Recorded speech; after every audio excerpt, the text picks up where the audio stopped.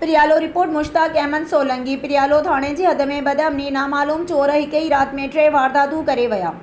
नामालूम चोर हिक ई रात में मुख़्तलिफ़ 2 ॻोठनि मां 9 ढोर चोरी करे विया। ॻोठाणनि फायरिंग करे हिक में छॾाए वरिती, जॾहिं त हथियारबंद 8 ढोर काहे विया। इलाइक़े में ख़ौफ़। गुज़िरियल राति देर सां प्रियालो थाणे जी हद ॻोठ हाजी मोहम्मद उस्मान बलोच जे रहवासी अब्दुल समद बलोच ऐं अब्दुल अहद बलोच जे घर में नामालूम हथियारबंद दाख़िल थी चौपाई माल जे वाड़े मां हिक मींहुं ऐं 3 बकरियूं घर खां ॿाहिरि कढी काहे वञी रहिया हुआ त मुतासिर घर धणियुनि जी दांह ते ॿिया ॻोठाणा पहुची हथियारबंदनि जो पीछो कयो त ॻोठ ॿाहिरां हथियारबंदनि ऐं ॻोठाणनि विच में फायरिंग थी पई, जंहिं बाद हथियारबंदनि खां ॻोठाणनि मुक़ाबिलो करे ज़ोरीअ में छॾाए वरिती, जॾहिं त हथियारबंद 3 बकरियूं काहे वञण में कामयाब थी विया।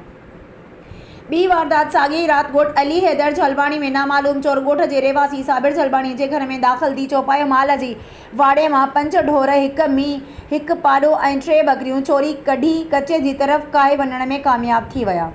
3 वारदात साॻिए थाणे जी हद ॻाढ़ी मोरीअ जी रामेजा पाड़े में मोहम्मद नवाज़ मैसर ऐं ज़ुल्फ़कार महर जी असिस्टेंट एजेंसी मां नामालूम चोर 10 सोलर प्लेटुनि समेत 20 लख मालियत जो सामान चोरी करे विया। होॾां थियल वारदात बाद हद जी पुलिस कंहिं बि क़िस्म जी कार्रवाई न कई।